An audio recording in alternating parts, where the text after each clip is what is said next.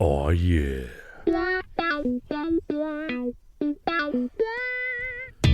know what time it is? It's time to pick a date. Yeah, that's what we like. And when we pick a date, we want to pick a real good one for you.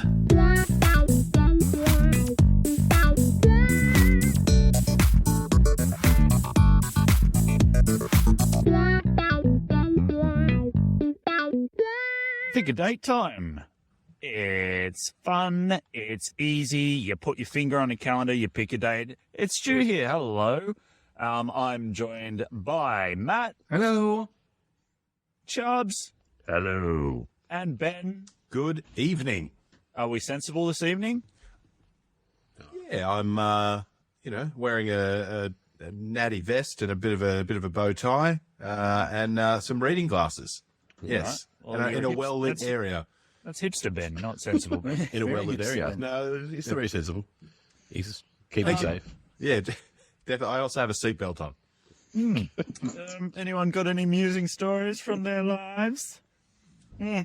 As I mentioned to you earlier, I freaked my children out at bedtime, simply because they asked a random question, which is, what do blind people see when they sleep? Ooh. And so I just explained to them the You concept. just freaked me out. The concept that blind people actually, depending if they're totally blind, they don't see anything. Or if they ever had sight. Yeah, if they never had sight, but if they're totally blind, then they don't see anything. It's not like closing your eyes. You don't see black. You don't see anything, and then that just freaked them out. So, like, what do you mean they don't see anything? It's you can understand if you can't hear anything or can't smell anything. That makes sense. But to not be able to see anything, it's not darkness. It's nothing. And Do blind people dream in pictures? well, if they're fully blind, they don't dream in pictures. No. Do they dream in smell? Well, it is audio, visual, and mental. It's I don't know. That's hard to explain because I don't. Yeah. because dreaming. I don't know how you would dream in smell. Well, neither do I. I'm not blind. You've twisted me up with your logic there, sensible Van. Yeah, so that freaked them out. So I'm going to look it up tomorrow because there was a show on ABC last year, which was, I think, You Can't Ask Me That or something like that, where they talked to different groups, and one of them was about people who are sight impaired. It's very interesting. Yeah, give your children crises at bed. Yeah, they was freaking out. I was like, I shouldn't have started that. Sorry. Not then. I know what to bring up with my class tomorrow. Yeah, it's a great thing to bring on. It would be a great thing, Joe. Oh, that'd be a good art project. Oh, draw a blind person's dream. Yep. Wow, that's great. Oh. Just go and ask random people tomorrow. Just take a pen and some paper around with you all day and just go, here, I've got a task for you. Oh, Yeah. all right. Hey, look, I've got a quick question. Yeah. So I'm at work today in a stall, dropping one. Okay. I don't know. Is this Right. is this Like a trouser store. is this pick a date territory? I don't know. But anyway, right? Someone comes in and goes right into the stall next to mine, even though there are spare stalls further away. Oh, comfort turd. Now that's kind of in my space unnecessarily. Am I within my right to just knock on the wall and go, "Excuse me, Yeah. can you fuck off?" It's invading your personal space, really, isn't it? Why would you need to do that? Oh, It's the equivalent of someone coming up and hugging you from behind without being asked. That's right. Well, I would buckling you. and doing a shit at the same time. Shitting. Yeah. as long as they're not cuddling you from behind while you're on the toilet. Yeah, that's exactly right. It's a Blumkin hug. Fireman's God. carry onto the floor. That is the craziest toilet stall ever. It's good. Fireman's Got a carry. releasing door behind it where people jump Oh, out. right. That sounds like a Japanese game show to me. I was going to say, it's like a Japanese game show. The toilet turns into a person. Yeah. Just The grabs hugging you. assistant. Well, no, just hugging glory holes. Oh, the reach around. Yeah, the two arms come through for a hug, nothing else. Oh, right. Sorry. Right. You're the one that called it a hugging glory hole. Oh, I'm sorry we got that wrong. This doesn't have a lot to do with history, No. does it? No. No. Should we move on to history, or has anyone got anything else? So we had this workshop today. Lovely getting to know you, lovely beautifulness, and I love so much. And Name tags? we have a new. We had always name tags. We have a new person working with us who seemed a little unusual. But today the question went around like to everyone: what brought you to this job? What brought you to this job? And everyone's saying very general, very boring things. I was at this place, and transferred to here. Yes. Catching someone nines, had to catching the say bus. car. Yeah. And then it got to her, and her response was the stars. Oh, And everyone said, "Yeah, okay." Dancing with? She said, the 11th of April, 2016, I read in my stars that a decision I make on this day will come to fruition in May of 2018. And here I am. really? Yeah. Oh, shit. I thought she was doing her own Pick a Date podcast. And everyone went, okay. So what, where did she read, like Athena Starwoman or something? Yeah, something like that. Yeah, some star woman said that. Okay. Is she still around? Oh, Yeah, she's Wow. flat. That's pretty funny. all right. Solid Rose-ended. time there, Chubbs. Yeah, Rose-ended. Let's not talk about Rosie. we can't talk. Come On this date, pick a date. On this date, Oh. Roseanne got shunted. Yeah, on this. But can I just say, and it's actually a good segue into something else I was going to say. We talked about this on my other podcast, Welcome to Television. Oh, how lovely. If you haven't listened to that, go and find it if you're Australian and Yeah.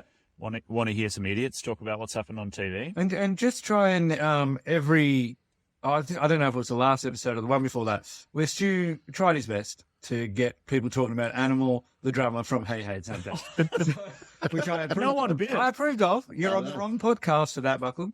I mean, Stu. But that's the thing. I've talked to those guys about Hey Hey It's Saturday multiple times, and no one bid. Bit. That was amazing. You never Anyway. need to do a crossover episode. They can do this one. No one's giving you a hey Daryl already. Yeah, well, they have said, oh, can we come on your other podcast? And I said, well, we record it sort of remotely via Skype or Google Hangouts, and that lost them there because they're Luddites. But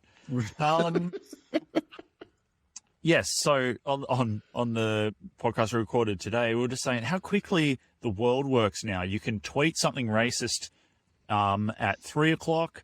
By 5 o'clock, your shows can. By 6 o'clock, your agent has dumped you. By 7 o'clock, you're off Twitter. By 8 o'clock, the world hates you. Like, it's amazing. It's quite stunning. Yes. I'm going to blame Sensible Ben for just obscurely Plucking her out of the air last week. ripping on Roseanne out of nowhere, which probably somehow found its way into a kind of mindscape somehow. And Zeitgeist. yeah, nice one. Give Welcome to Television a listen. These guys will pop up on an episode shortly. Let's pick a date. Right. Good day. What date are we going to pick? The date we're going to pick is May 29. Ooh. And I tempted fate. I did not look at the births and deaths before picking this date, but we've got a few that we can work with here. Yeah. All right. So 1903, Bob Hope was born. That's a good one. Yeah, actor, singer, producer, Bob Hope. Who was that? Is that a walk on? We got like a Johnny Carson walk on. It was Johnny Carson doing an impression of Bob Hope. Oh, yeah. Sorry. Yes. That makes Sorry. sense then. Okay. Too subtle for me, Buckle. Sorry. Yeah, come on. Layers. Layers. Check the levels, bitch. 1917. John F. Kennedy. Reasonably famous person. Yes, indeed. Is he that? Oh, wow. I didn't realize he was. I thought he was a bit younger than that, but yes, makes sense. Yeah, well, you know, he was 101. mid-40s or... Yeah, you know, yeah, absolutely. He's just kind of, as I say, it's one of those things that Time goes so fast, doesn't it? It seems like only yesterday Those I were was the watching. days, my friends. I agree. Yeah. Sorry. 1967. This sounds old too. 1967. Noel Gallagher. Right. Noel Gallagher. That's making us old, isn't it? If he's 51. Yes. Oh, shit. There you go. Yeah, that's right. Pack it in. That's it. Well, that's depressing. So we should move on to the deaths, right? Yes. Let's lighten the mood. Fun times. 1814. Josephine de Beauharnais, the first wife of Napoleon Bonaparte and Empress of France, of the Not Tonight Josephine fame, you may remember. You know, that's pretty baffling, famous phrase to have through history. Basically, someone, knocking back a root Yeah. has become like a famous quote in history. And how did that get passed on? Was someone in the room, or did he tell? Exactly. Did she complain, or did he pass it on? Like, Well, yeah, I don't know if he's down with all these sort of macho troops the next morning saying, "Oh yeah, I wasn't up for it last night," or I don't understand. That's why I believe it's apocryphal. yes. I'm going to say it right now. Unless she was constantly on it, and he was just like, oh god, she's. Oh Jesus, give it a I rest. know, I've I'm got trying to conquer everything here, and Yeah, I know. I don't have to conquer you as a well. bit of mince hanging down my legs here. I'm trying to creep around in the dark, and bits of me are glowing. Can we subtitle this episode Napoleon's Mince?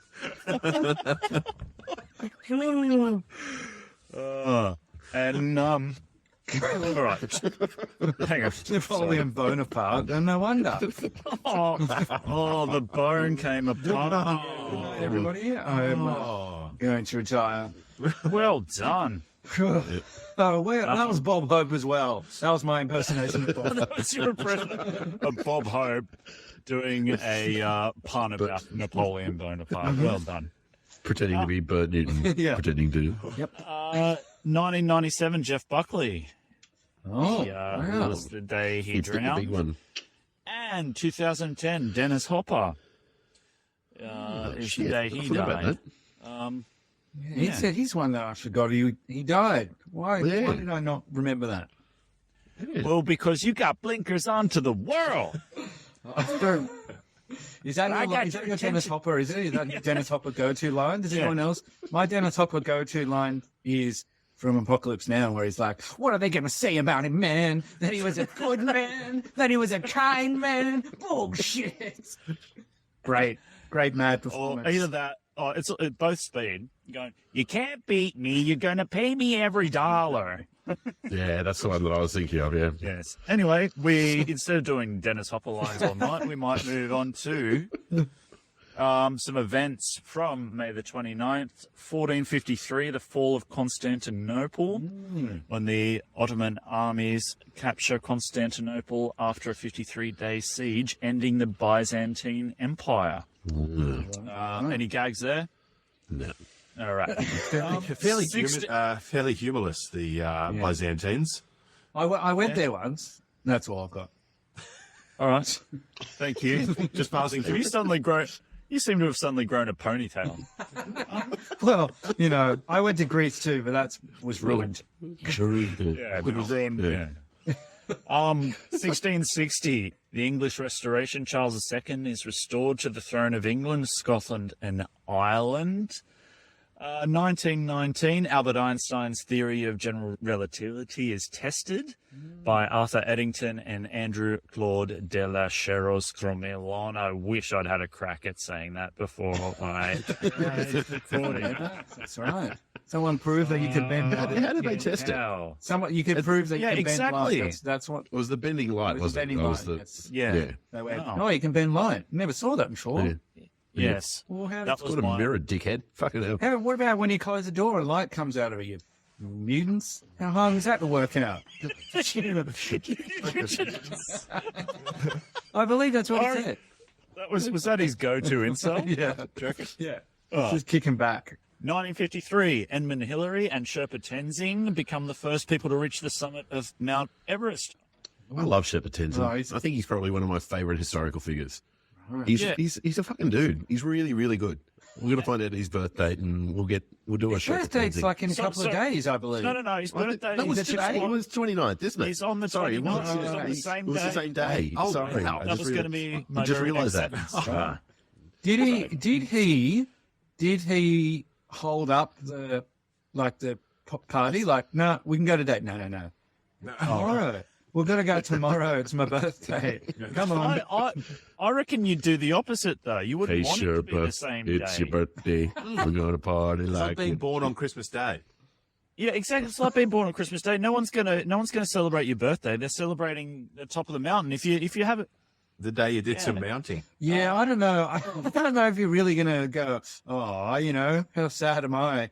People only want to bring up that I climbed Mount Everest first. yeah, Yeah, it's annoying. exactly. Where's my cake? fucking cake. Yeah, where's my cake? I saw a really interesting thing on the other night on SBS. They were talking about the hunt for the Yeti. And it sounded, at first I thought it was going to be one of those really terrible. You watch some solid Right. stuff. Yeah, I do. It was all that, but I thought, I thought it was going to be one of those, ridiculous kind of pseudoscience type things. Yeah, History And- Channel documentaries.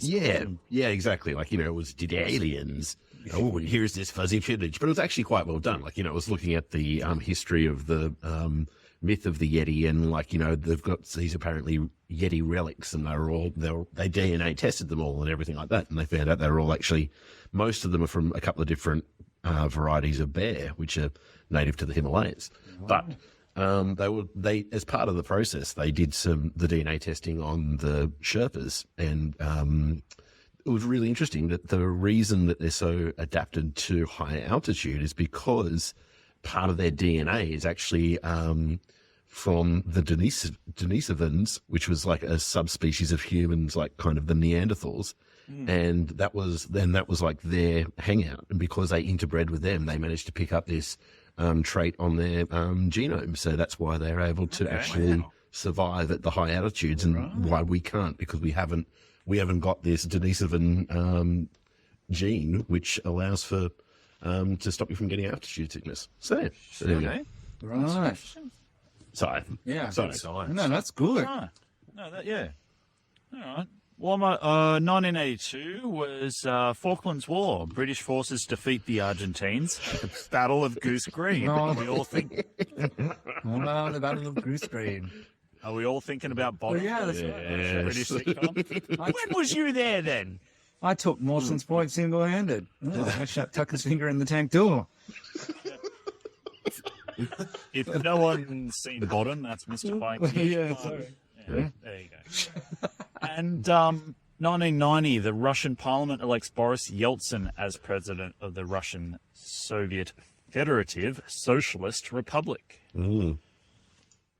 We love Boris. We love They wouldn't be Boris. far with the name. Anytime you feel sad, just Google, YouTube, Boris conducting. It's the greatest. Yeah. Happy, Oh, yeah. big, jolly man having a good time.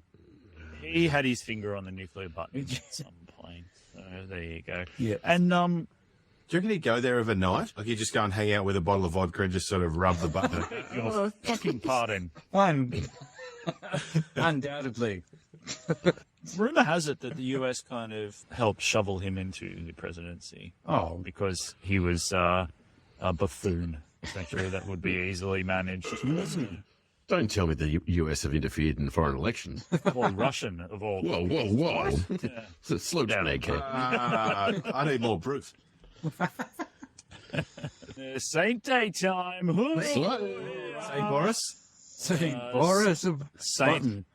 The Saint Saint Day bit Napoleon really of the needs Mince. Saint Day bit really needs a theme, doesn't it? It's good the on that. most exciting part of the show. Did you guys know that flight attendants had a patron saint? No. Yes, Honor of Pisa is it's one of the saints whose saint day it is today. She's the saint of travelers, and specifically flight attendants as well. Interesting. No, wasn't St. Christopher the patron saint of travellers? And then didn't he get excommunicated? I get confused. I think he was lost. I did not research that, bizarrely enough. Because isn't that what people put on their... Yeah, the St. Christopher medal, yeah. My wife's nan gave her This- yeah. St. Christopher's, Well, a lot of taxi drivers have this. yeah, Christopher hanging medal off on their rear view. But he got excommunicated. I don't know the full story. I should stop talking. As always, we encourage listeners to fact check us, and they can do that by sending their thoughts into pickadate@outlook.com or message us on the Facebooks or the Twitters. And May the 29th, guys, is also World Digestive Health Day. I hope everybody's really giving their colon some solid thought and on that day. And spacing their colons, especially from people in stalls next to them. Yeah, please. Correct. So they don't kind of cramp up and stress out. Would be nice. Oh, that's the worst. I like loud fans in toilets. Public toilets. Loud fans are the best. Yep. Well, if you feel As a in bit people self-conscious- just go again. Getting their boobs all around. He's about to wipe without looking. Look. Oh, he did it. Oh my God. I tell you what. It's also a little bit kind of makes you feel a bit self-conscious. Is if you're having a particularly splattery day, and there are other people in the stalls with you, and you kind of got to wait for the urinals to kick in with the auto flush to cover the sound. Correct. Or the hand dryer, or the all of that. You're sitting there going, "Someone wash their fucking hands for Christ's sake." Anyway, off topic once again.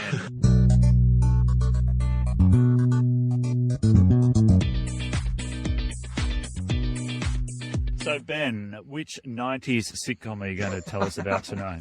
Tonight's sitcom of choice is Hanging with Mr. Cooper. And it's actually not. But anyway, I got it in there. Well done. Gentlemen, I'd like to tell you about a couple of brothers. They are the Necro brothers. Joe and... Sorry, hang on. Stop. Sorry. Yeah. Is this a Roseanne moment? No, Did you just say? not at all. Right. Not at all. Necro is spelt Niekro. Right. And for the Go second ahead. week in a row, this story is baseball related. Oh, right. They play in the Necro leagues. That Wow, that was quick. Nice one. right. I just can't get past Mr. Burns hunting them out in the Negro Leagues. That's right. Down the Negro Leagues. Yeah. Oh, can we put that at the end? Because I don't know what I'm supposed to do now. I've just got that running through my head. Push on with the story. So Joe and Phil were both major league pitchers, and the funny thing about Joe and Phil is that they were both knuckleball pitchers, right? Okay. Now, to bring it back to, I always have to have some sort of cricket reference somewhere. I would say that the knuckleballer would be very similar to the left arm wrist spinner of cricket, in the fact Just for that those who weren't quite sure. That's right. Very rare, and to have two as brothers is it's very, very rare. Now, strangely enough, these two brothers were very different. Phil was, he was the good guy. He was a magnificent pitcher. He was Hall of Fame. He was All-Star. But his brother Joe is most famous for actually some great video footage. I actually have got the YouTube clip ready to share, and it is of Joe being pulled up by one of the umpires for manipulating the ball. Now, when you're a knuckleball thrower, basically it's the rougher the ball, the more it's going to go all over the place, and this thing was doing ridiculous things. So the ref has gone, the umpire's gone up to him, and on the mound, he has got him to empty his pockets. Right. And Joe has just basically put his hands in his pockets and then just thrown stuff out onto the mound and just pretended like there was nothing in his pockets. He had a nail file in his pocket. Right. Now, strangely enough, that's a good part of the story. This is not actually about May 29th, but I do have that video. Hang on, just hang on. I do have that video, and I'm going to share it because it's freaking awesome. Can I just ask, so can we get a vague era here? Or? This is basically You're saying video, but- 1976. So 76, okay. basically the date on. I'm just trying to see how big the sideburns I should be picturing for. Look, the video Baseball. footage is not great. I had a look around this afternoon, and we're really in a wonder age of video, in the fact that you can look back and you can only just make out the ball in most of these video clips. But so basically, Joe Niekro played for 20 years and hit one home run in his career at nearly 1,000 at bats, right? And on the 29th of May, 1976, he hit his only home run. And he hit it off his brother. So How long had he been playing up until the point he hit his home run?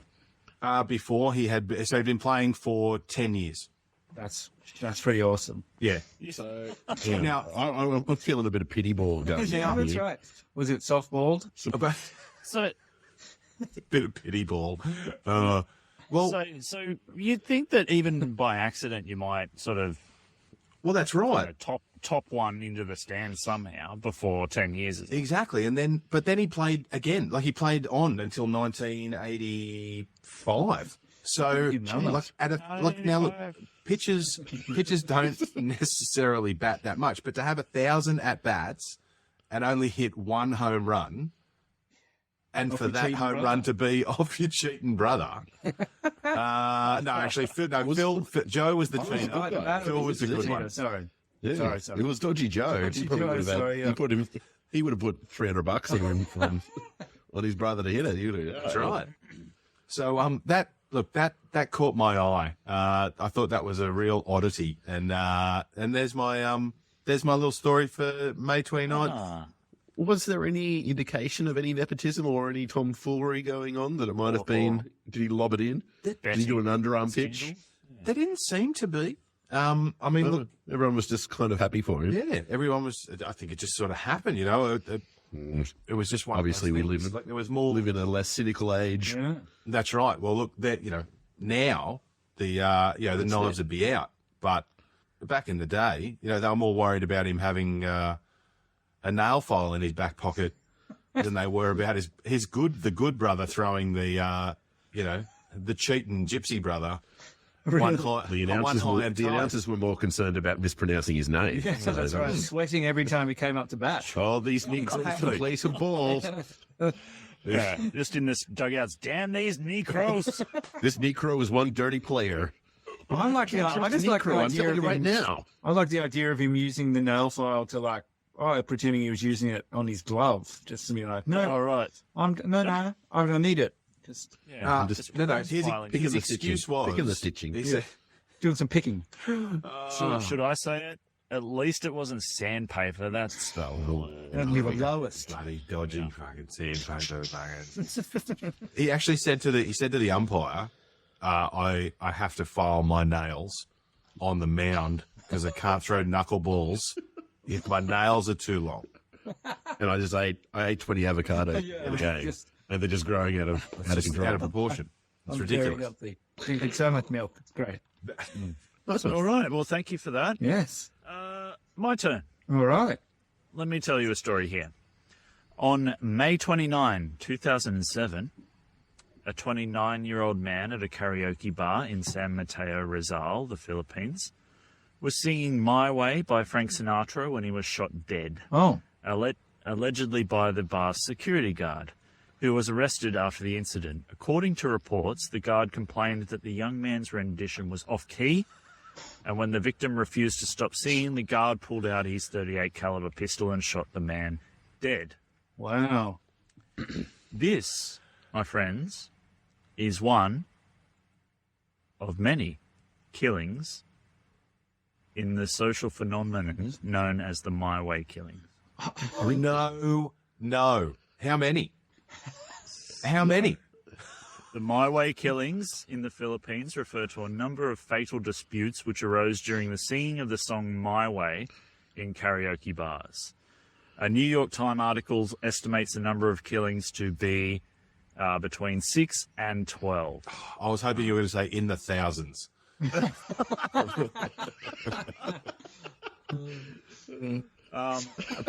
Did it get to it? You were thinking, sensible band, that it was getting to the point where they were going up and saying, I would like to sing my way.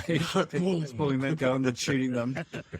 or just, So people, a machine wanna- gun nest. And every time people come up for karaoke, is just mowing them down.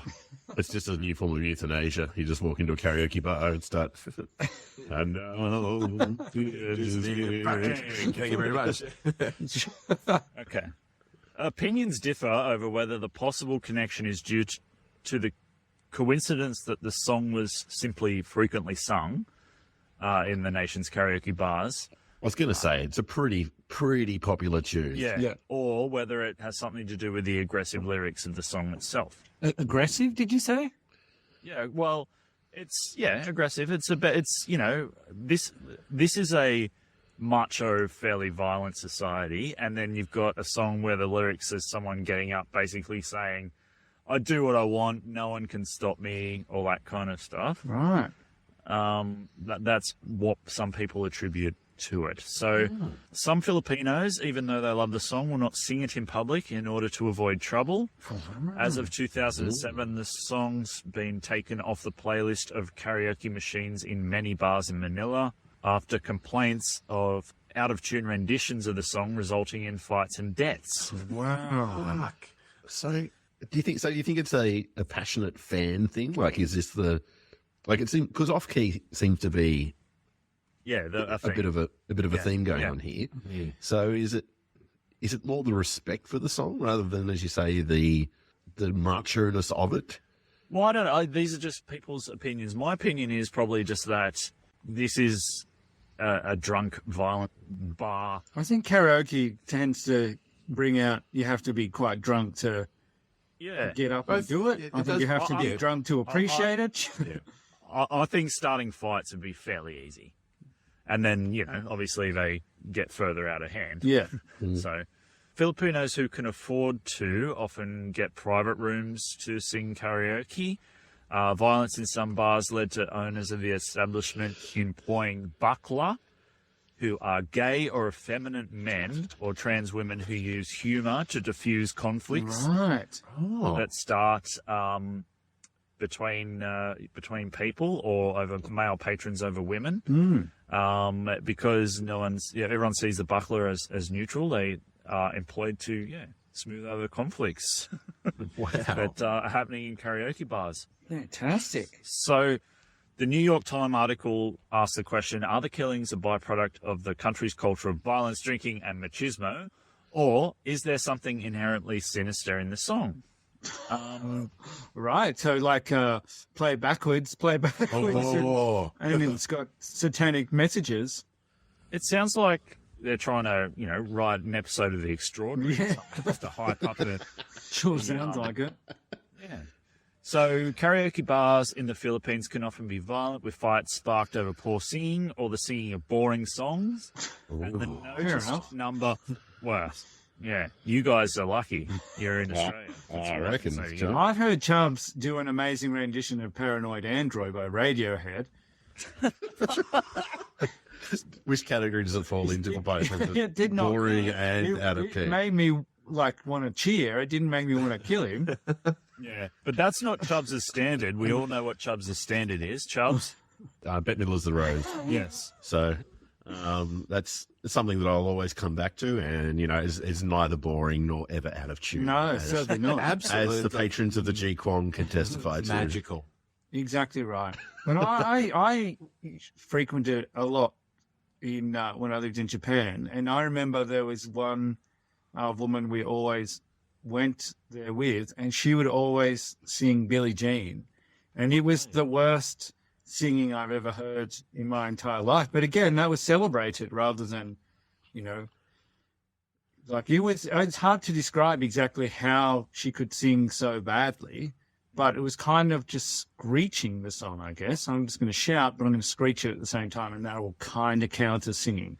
Well, one of the biggest revelations of karaoke that I had ever experienced was the It's a karaoke revelation. I like this. the juxtaposition between karaoke in Australia and karaoke in Japan.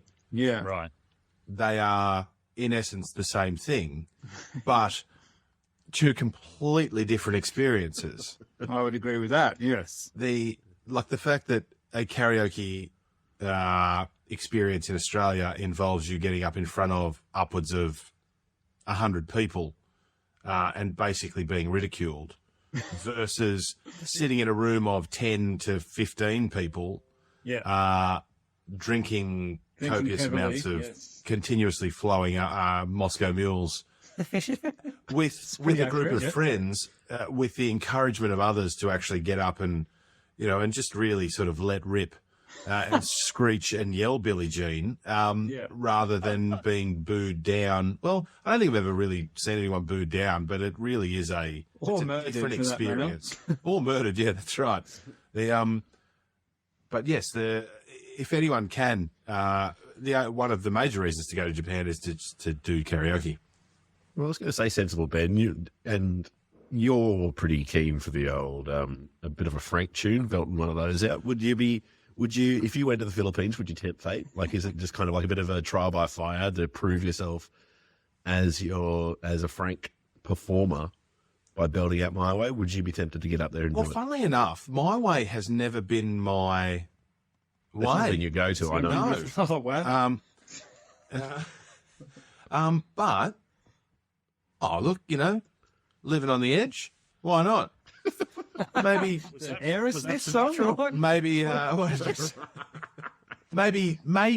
just maybe, if I, at some stage in life, if I get to the point where I'm like, you know, it's pretty close, maybe I will go and let rip in the Philippines. Honestly, I'd be tempted to tempt fate. I think there's something in there. There's a part of it. And I think that after a few drinks, I'd be even more tempted. Can I tell you how I came across this story? Please. So, shout out to a friend of mine who probably doesn't listen. Hello, friend. Hello, not listening friend. Dion. Normally, your ridicule of our non-listeners doesn't start until about 10 episodes into it. yeah, that's right. So Dion was recently in the Philippines and is a karaoke nut, and got up and sang My Way. No. And got when he finished and got down, was told that he did a good job and that was lucky for him.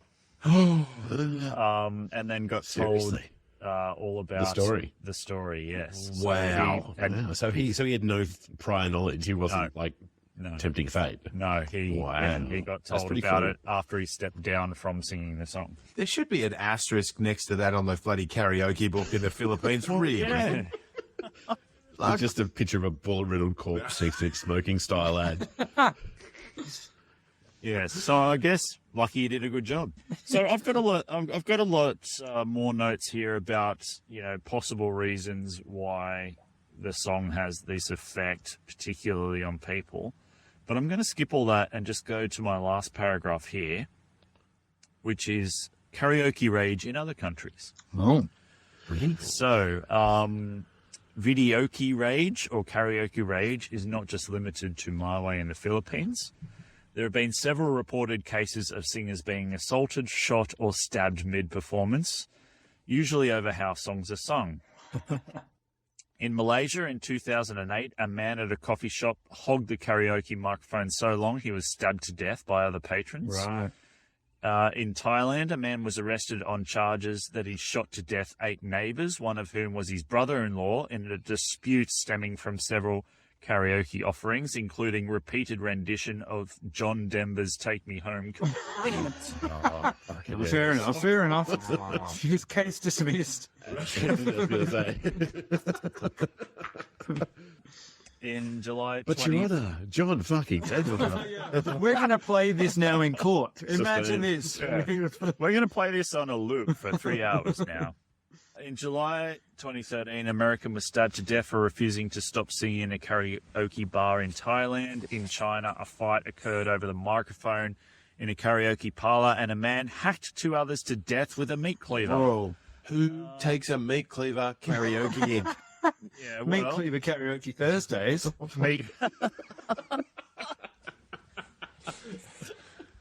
cleaver and cook there your was- own steaks, then kill some karaoke goers. There was also an incident in Seattle where a karaoke singer was punched and attacked by a woman in order to stop him singing Coldplay's Yellow. Again, fair enough, I think. So there we go. Karaoke rage. I thought I'd bring that to your attention, fellas. Jeez. Yellow's a pretty good one to get angry about, I think. Oh, fuck yeah. Dull It's song. pretty dull. It's Karaoke. very dull, Song, isn't it? and quite difficult to sing. Quite difficult well, to like sing. you can just see there's so many. Yeah. Yeah, imagine look at the stars. That'd be look at the stars. Fuck off.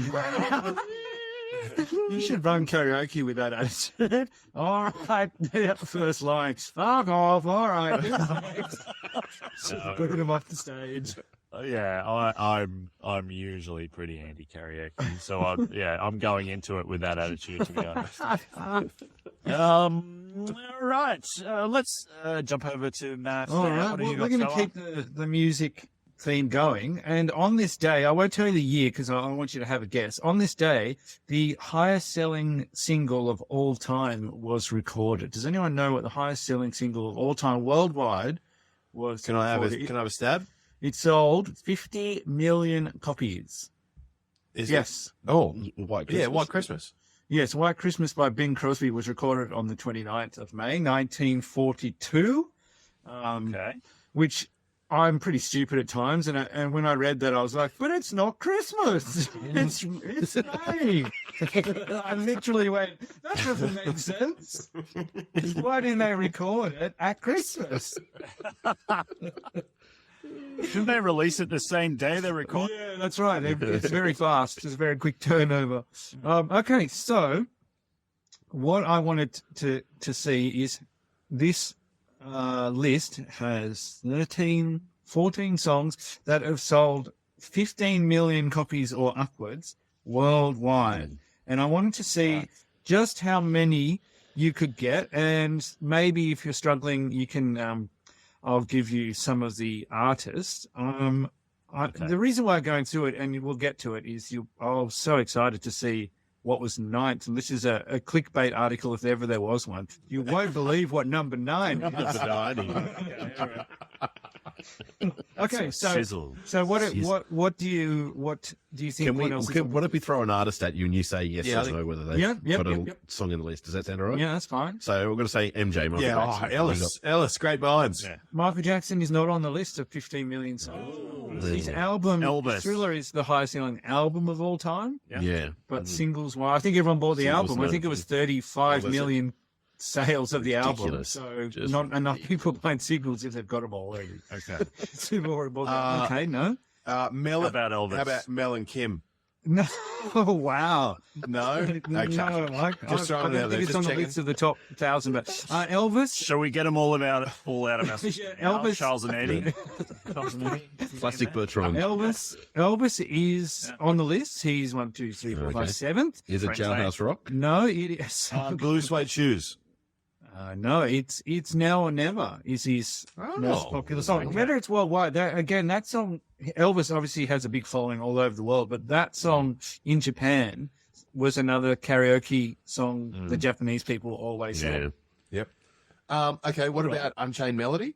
Unchained Melody is on the list, yes. And there's a couple of songs I think they've had a couple of runs. So Unchained Melody came out, Yeah, was fairly successful, and then when Ghost came out, it was a monster. Oh, Hit in in that 1990. vein, I'm going to go Yeah. Bohemian Rhapsody. Bohemian Rhapsody is on the list as well. But again, Nice. it's Yeah, having good double runs, yes. I don't what- think it was that successful the first time. But What about- certainly went way What too about far. The Gambler?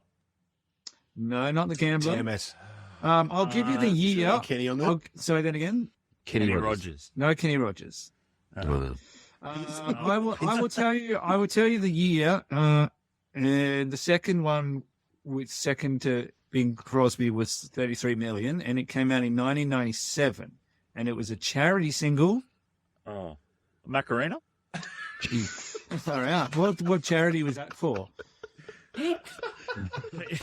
People with Parkinson. God. That's fair enough. Too. Shit is a Macarena for fucking.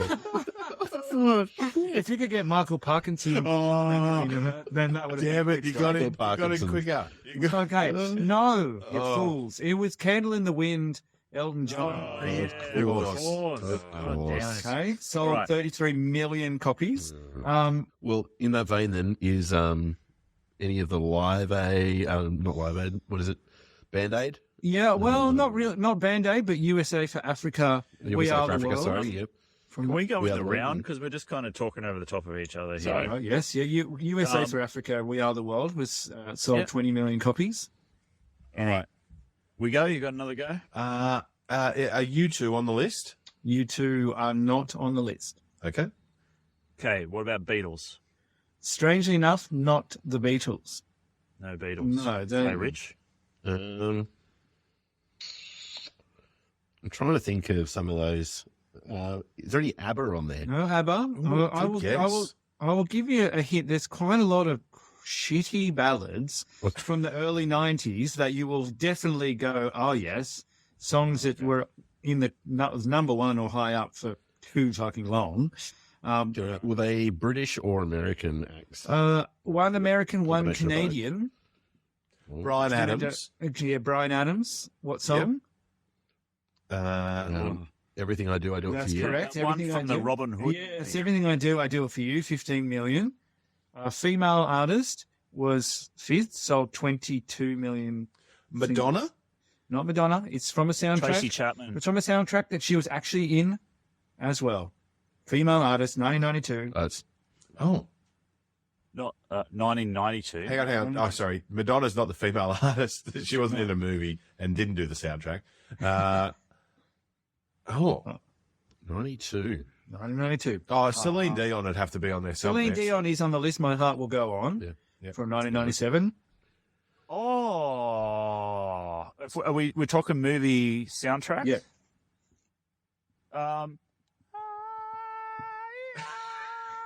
Whitney. Whitney is correct. 22 fucking million copies of that song. What? Incidentally, another one people love to sing at karaoke. And you know what? Can't sing. Usually, It's really hard to sing. Usually, this is, again, as Sensible Ben was saying, the difference between Australian karaoke and Japanese karaoke is Australian karaoke, people sing that and destroy the song horribly. Yeah.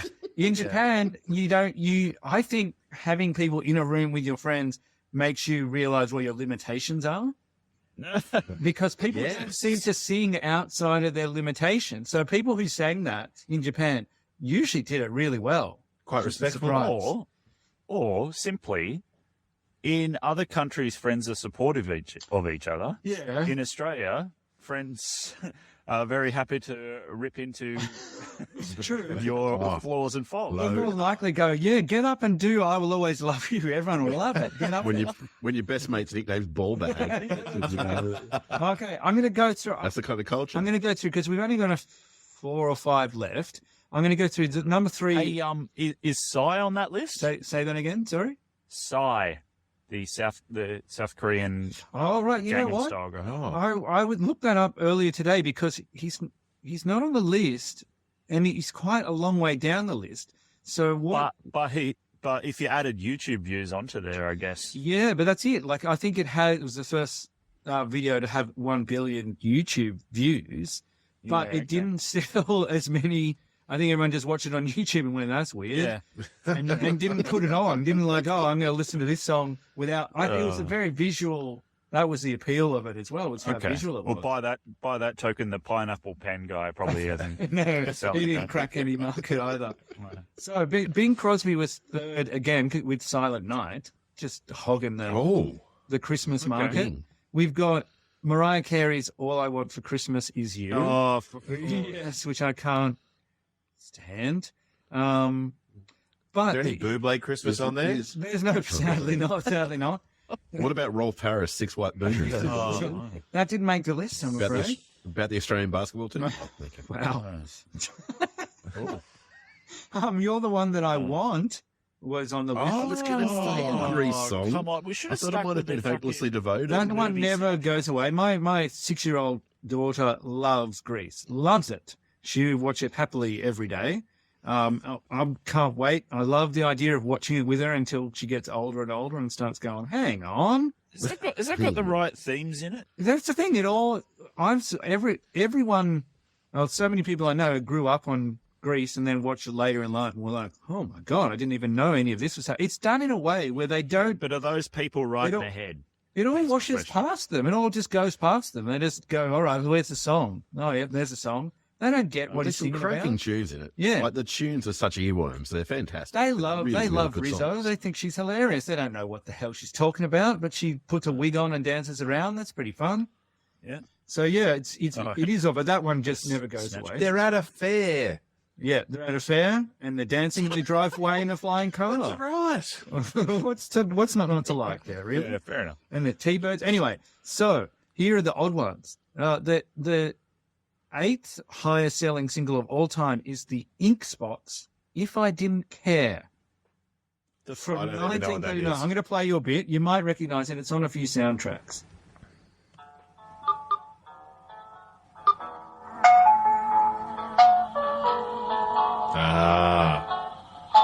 If I didn't care more than words can say. Really? No. How many did it sell? 19 million copies. Oh, Jesus. What's about the entire population of the Earth? Jesus Christ. I haven't researched that. Let me look It that up. didn't actually sell 19 million copies. They just sent out a copy to everyone, U2 style. To get them to join the war or something. If you go to war, you won't have to listen to There's this. these Maasai warriors just standing there going, what the fuck is this? Yeah. I think that's what it was. With good cause. It was fucking awful. I know. I was like, all right. And then I had to check. I was like, surely this can't be right. And I looked it up. Yes, it sold 19. I was like, what the fuck is going on? Like, I Wow. know taste is a bit unusual and varied, but that just, anyway, that seems odd. But anyway, song number 9. What about Sorry. What a Wonderful World? Is that? No, that's not on the list. No. Oh, jeez. Just that weird, just that cheesy song. I don't get it, even for its time, man. Why isn't it famous? Like, it's not carried over. Like, that's the weird thing, right? Like, all the other songs on the list. Oh, the other one was Bill Haley and the Comets Rock Around the Clock, Nice. Oh, yeah. That right? makes sense. So all these songs, you know, 1945, 1930, 1942, 1954, they're all still in the lexicon. But this one, did everyone just buy it and go, like in 50 years' time, are people going to be like looking up and going, what the hell is Gangnam Style? What is that? Yeah. Yeah. Like, Well, is that- maybe, yeah. Well, you got to remember that you could get heroin over the counter at the chemist back in those Yeah, days, so that might have been That is a good big heroin contributing song, factor to isn't it? And It's a great heroin song. probably, yeah, explain some of the figures. Yeah. Yeah. Okay, but here we go. Number 9. This is really the only reason I'm doing this is to tell you that the 9th highest selling single of all time is Baccarat. Yes, sir, I can boogie. Oh, no. That's fucking amazing. Yep. Yep. And because it was massive in Europe more than anything else. And I can imagine it. Oh, my God. Yeah. So that is the 9th selling single of all time. Baccarat. I don't even know if I know that one. Oh, how do you Yeah, not know? Yes, sir, I can boogie. But at me. Oh, yeah, okay. All right. Yeah, all right. Yeah. Sorry. Really? No, I've just had a red dot appear on my shoulder. yeah, you I think my Filipino neighbor thinks So they were Spanish. A Spanish duet, and so it was huge all over Europe. So I'd love to look at the figures in America, in Australia, in England, where they were. But yeah, a massive hit in 1977 all over Europe. And so Yeah, because I remember hearing it in like, as it must have been like a throwback in discos and stuff, and the discotheques. Yes. As we went around Europe, like, Right, and stuff, right. and it used to pop up pretty regularly, and I just thought, I knew it because we had our obsession with crappy 70s. yeah, I remember. Yeah, my one of our great friends, Lois, gave me a CD for my birthday, Yeah. which was Sensational hits of the, yeah, hits of the 70s, and all these songs I'd never heard of. And I was like, fantastic, awesome songs, but yeah, that one seemed to pop up, and I was like, oh yeah, I know this one. yes, it's a Interesting. yeah. So that is the complete list of songs that have sold over 15 million. And on this day, why Christmas? Even though it wasn't Christmas, Unbelievable. Unbelievable. False advertising. That's fucking bullshit. The scat machine on there. How could I they think, put us in if it wasn't Malcolm Chris? Gladwell needs to do a revisionist history of that. Yes, I would agree. Don't give him ideas. By the Where was he? and just It wasn't even Chris. just secret. And he wrote the song. That's right. Separately though, Chirpy Chirpy Cheep Cheep sold 10 million singles worldwide. You're kidding No, me. I'm not kidding. I thought. Well, I think that's the thing. I was thinking that maybe there would have been a few more little. It really one-hit isn't wonders far like down that. the list. Is Chirpy Chirpy Cheep Cheep. If you don't know that song, I'm going to put it on the page because it's one of the worst songs It's of all amazing. time. Is there any That song's- Neil Diamond in the top, 30? I haven't gone through it with a fine-tooth comb, but I can have a think look. once at it. We can But he spend was- the he rest was of a- the podcast going, is this person on? Is that person? We should probably Move on. I think Cracklin' Rosie was He was more of an his album favourite man. song. Old Neil. Yeah, I think Cracklin' Rosie was his biggest hit, but I don't have. crackling rose again See? on board. There you go. And that's the only Yep. reason why. It's because people are like, yes, we'll take that. Fucking, we're going to get on board. Yeah. Chubbs, get on board. Get on board, Alrighty. All right. Now we've had the frivolity. Oh, and the so fun. much fun. Let's take it all down a notch. We're going to take you across to Brussels in 1985. 1985. 1985. Brussels in 1985. And it was a very exciting time. There was lots of football fans on the streets of Brussels in 1985.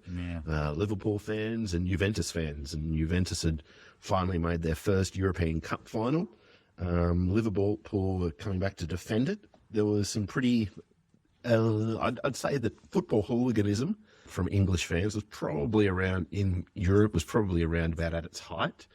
There'd been a bit of argy-bargy, and so there was some pretty tight security. Basically, any of the ferries which headed across to Brussels, either from Merseyside or from the East Coast, they were heavily guarded. So, there was plenty of Liverpool fans heading into the city that day. There was everyone was pretty much saying that it was a convivial kind of crowd in the lead up to the actual game on the match day. So plenty of drinking going on out in the streets, but nothing too major. Everyone was kind of getting on just pretty everyone well. having It a was- good time. Yeah, everyone was just having a good time. It's all Yeah, good. celebrating football. Yeah. Okay. Yeah, that's right. Yeah. They're all about football. Finer aspects of the game. Yeah. So, anyway, getting into this ground, it was called the Hazel Ground Yes. in Brussels. Yay. Everyone strap yourselves in for a good giggle here. I know. Jeez. The hilarity is going to be coming thick and fast. Yeah. You're listening to Pick a Date, the comedy history. Well, can we say we're a comedy? I thought we said we're educational. This is where I just. Well, So We basically, can't not be funny. Anyway, let's try it. sorry. we're Sorry. let's try. Yeah. I'm uncomfortable. Basically, at one end of the ground, we had all of the Juventus fans. So, as I say, being at the time when hooliganism was rife, the fans were separated, all the tickets were separated. At one end of the ground, we had all of the Juventus fans, and they took up 3 of the big bays around the goals. And at the other end, Liverpool had 2 bays, all the Liverpool fans, and then there was another neutral bay next to the Liverpool fans. Good Now, summary. what- Thank you. Sorry. So this was known as this neutral bay was called Block Z. Okay, or Block Z. Sorry. So most of the people who ended up buying tickets for this Block Z were Juventus fans. Now, as I say, there was a lot of English security. British police came across on the boats and everything, but once they arrived in Belgium, they really had no power at all. But they kind of went along for the ride with the fans just in case anything was happening, keeping an eye out and all that kind of stuff. And they were quite shocked to see that this Block Z was filled up with so many Juventus fans because it was next to, adjacent to the Liverpool fans, and it was the only barrier was this pretty much a cyclone fence, like a thin chainmail fence type thing. So there wasn't much going on between them.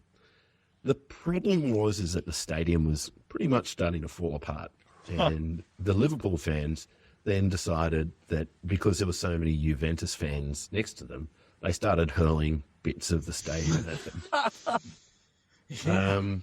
Fuck. They decided that there was a bit of a Russia defense when they went into Block Z. Basically what happened is that they claimed that in Block Z there were some Liverpool fans as well as the Juventus fans, which were by far the majority.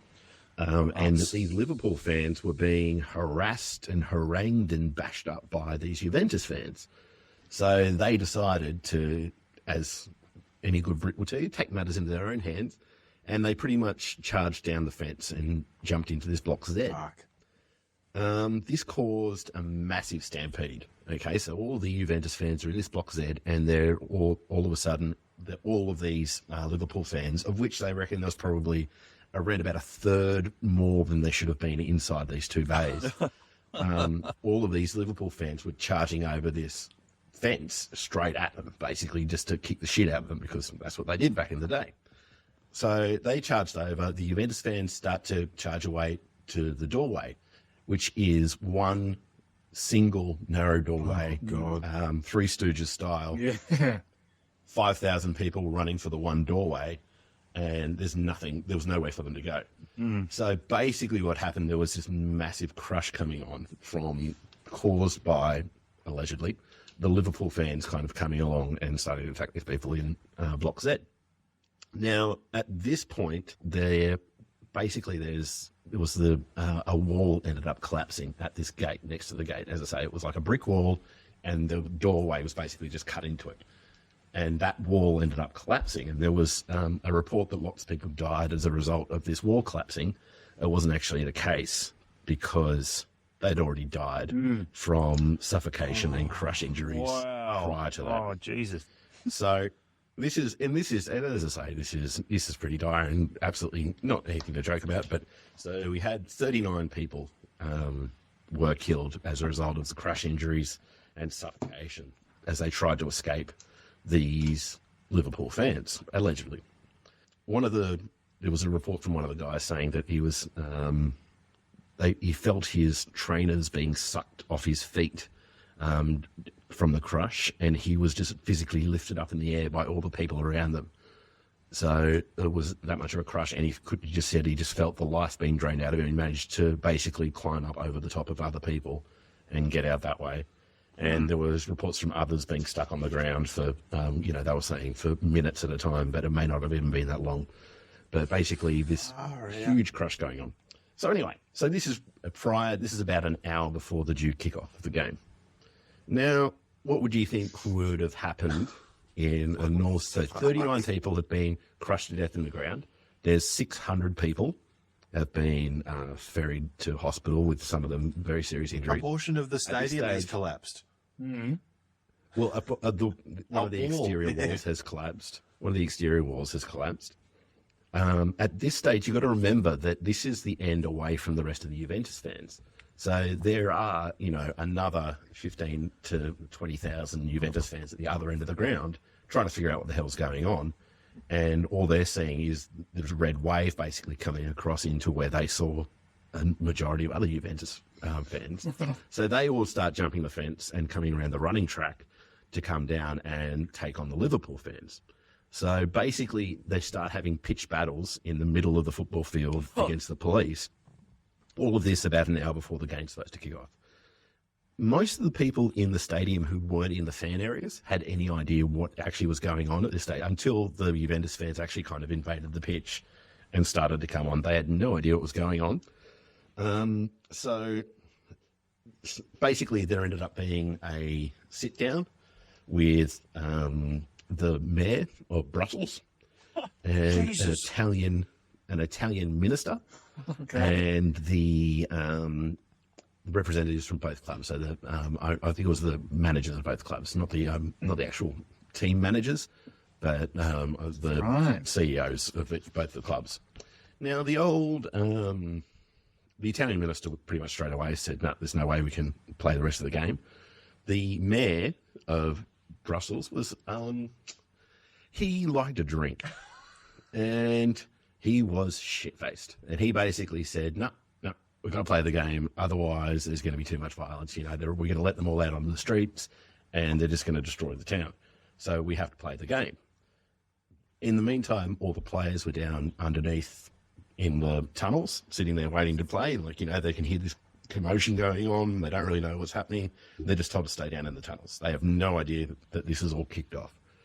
And so they're all down there, and then they come down, and someone comes down and tells them, oh, there's going to be a delay to the play. We're going to be delayed by a couple of hours. I'm like, oh, what's happened? And they said, oh, there's been a major incident. There have been some injuries, but we're cleaning it all up and we'll all be fine.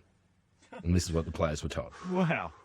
Okay. Yeah, so just keep stretched, guys. You know, we'll get to it shortly. Just make sure, you know, no cramps or injuries, please. Just keep ready. We'll be playing soon. Don't worry.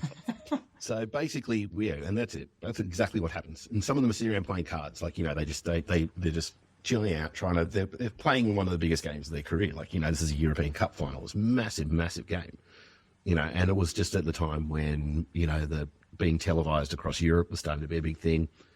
And so they're down in the dressing rooms waiting, and then I think the Liverpool captain gets brought out up onto the pitch, and he's devastated. He comes out and he can't believe what he can see, because he breaks down basically and grabs one of the security detail's hand, and he's just like, what's happened here? It looks like a war zone. He comes up, you know, there's this collapsed wall. There's they're not ready for this kind of level of disaster. They've basically got these makeshift tents out the back, which is just filled with bodies.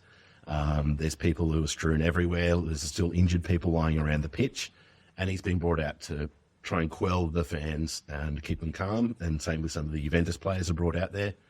And because there are so many Juventus fans on the pitch, they've actually got some of the fans coming up to them saying, oh, help me, I need to find my brother, I can't find him anywhere, blah, blah, blah. And other ones were coming up to them going, hey, mate, can I get an autograph, please? Oh, I'd just be so stoked about being in the moment. So there was this really weird thing where half the people just didn't seem to care what had happened, or didn't really understand the gravity of what had happened. And the other half were absolutely distraught and devastated because they'd lost loved ones and family. Yeah. So basically 2 hours later, they're still kind of debating about whether it's going to go ahead or not. Eventually, the teams come up, so it's about 2.25 hours later, and they play the game. And this was in the backdrop of, you know, these 39 people had died, and 580, sorry, I said 600 before, it's 580 were actually sent to hospital. Of the dead, we had 32 Italians, 4 Belgians, 2 French, and 1 bloke from Northern Ireland. And Juventus eventually won the game. They won 1-0 based on a really, really dodgy penalty. Yeah. It was That's the biggest crime of the day. I've actually spoken to people when I was in England, Liverpool supporters, and when you bring it up, they like, yes, tragedy. That penalty was the biggest farce. You know, great. He was brought down outside the box. Yeah. And stumbled in the box. Yeah, stumbled in the box. Yeah, like, it was never a penalty. Like, okay. Okay. Yeah, was that? Yeah, and that was that. And that was, but this was the big thing. There was huge criticism against both teams for daring to play afterwards. Yeah. But it's one of these things which is really, and it's become really brushed under the carpet of history. Like, you know, this was a massive thing. There was some of the Liverpool fans were eventually convicted of manslaughter, which is a pretty big stretch when you think about it. Yeah. Because it was such a... Yeah, the organisation of the whole thing is... Yeah, well, that's exactly right. Like, you know, and I'm not trying to say that they weren't responsible, but to pin it on individuals, I think is a pretty strong thing to do, because there's so many other extenuating circumstances. Well, even if you draw back to the fact that they chose to play it at that particular stadium, when the stadium itself was in no fit state to hold. Well, this has been part of the argument. Like, you know, even the police who are actually on duty for the game were like, some of the police. I think the police are actually on that boundary between Section Z and the rest of the Liverpool fans. They were basically the third string of their tactical response group type thing, because the Pope had been in Belgium earlier that month, and so many police had worked overtime. Oh, God. All of those top tier police had taken the time off because they'd basically worked 3 weeks straight without any break. And then there was the third tier who were the ones who ended up being in this absolutely critical zone. But it's a lot of things happen in the 80s with football. That's why it's all seated now, is because that happened, and then a few years later it happened at Hillsborough, where Yeah. even more 90-something Well, and- people. And I think died. that's the thing, like, that Hillsborough has a very different place in Yeah. the hearts of Liverpool fans, especially. Like, if you think about it, whereas this is something which I vaguely knew about, but until I had to look at it, like, I had no idea of the carnage that it was. Like, that's having 39 people dying at a game and then continuing And then to play the game, yeah. like 2 hours later. And then, as I say, like the big thing, part of the big criticism being later, against the players, like, how dare you celebrate your goals? How dare you rejoice in this victory? And even Juventus, like, they really rarely acknowledge the fact that they acknowledge that it happened, but it's not something that they ever really kind of talk about being a tragedy on their website or anything like that. It's something which is it's a very shameful type thing in the annals of European football. And all English clubs were banned from European football for the next 4 years after that, and I think Liverpool for 6. Yeah, wow.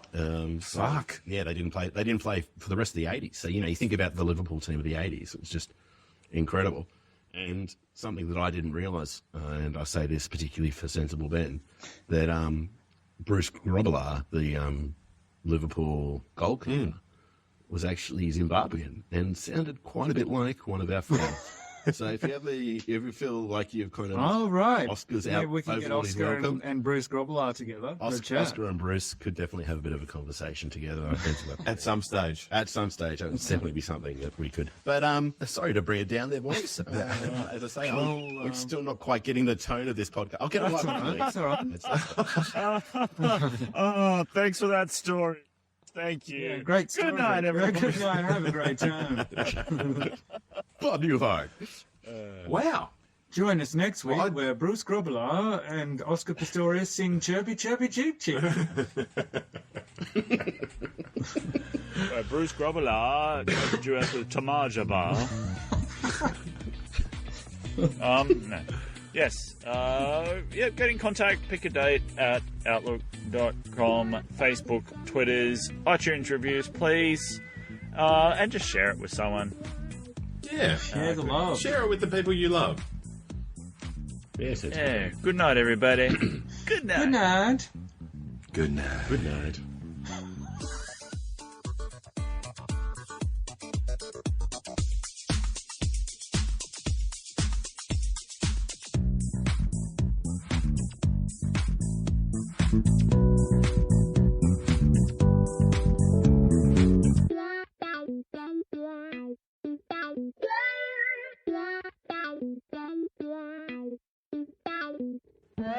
Boogie woogie all night long.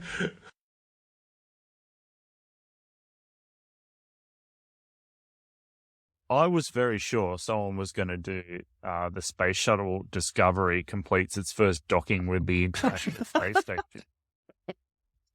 Purely so we could talk about docking for a few minutes. Jonathan Docking.